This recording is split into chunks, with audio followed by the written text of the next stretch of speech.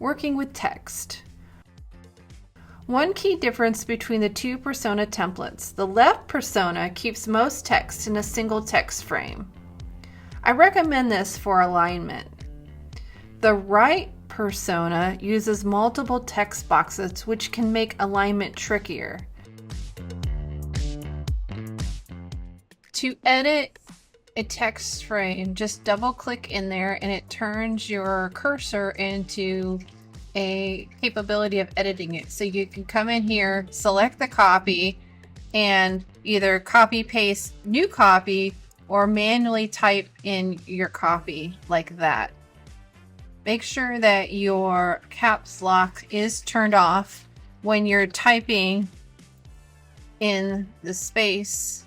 However, make sure you capitalize the first letter of each bullet.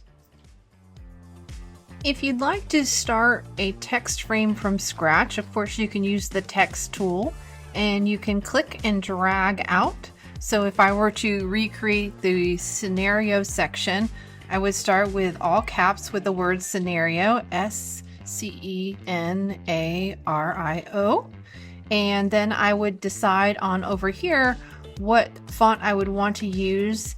In this case, I have used Avenir Next. So for this demonstration, I'll go ahead and just use Avenir Next.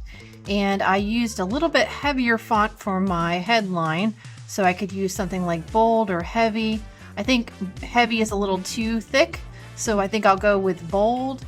And then I can hit the return key, and because I haven't changed this font yet, it's going to remain bold for my body copy. I don't want that, so I'm going to go ahead and change that back to regular or maybe medium, something a little bit lighter, and then I can start to type my content in here.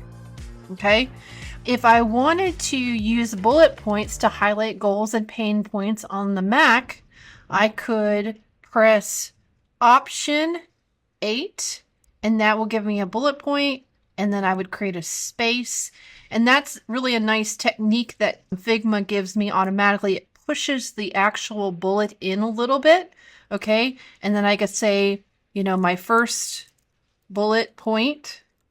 And then if I wanted to do it in Figma, I could go over here to the text palette area here, and under type settings, there's a list. I can also add some numbers as a list as well. That's another option. And another option to remove them is just to basically say no list.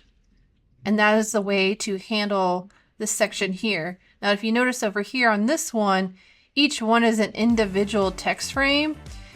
You can use this layout, but what I would recommend doing is making sure that my copy was all in one text box for the purposes of alignment. Otherwise, what I'd have to do is make sure that this bit of copy is aligned, and I'd have to come over here and click on this constantly to make sure that all my content was completely aligned. And depending on how big your paragraphs are and your bullet points are, that's going to fluctuate. So by keeping it all into one text box like this, that's going to keep it a lot more organized.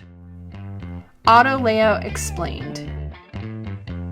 If you notice some text boxes behave differently, that's because they're in an auto layout frame. Auto layout helps maintain equal padding and spacing around the text. It's great for responsive and clean design.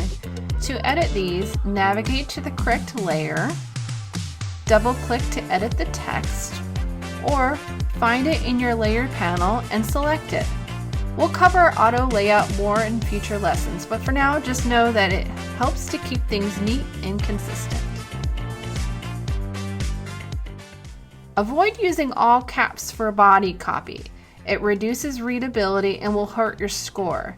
Stick to all caps only for headlines. Ensure consistent font sizes, no widows or orphans in paragraphs, so balance those paragraphs out before you export to PDF.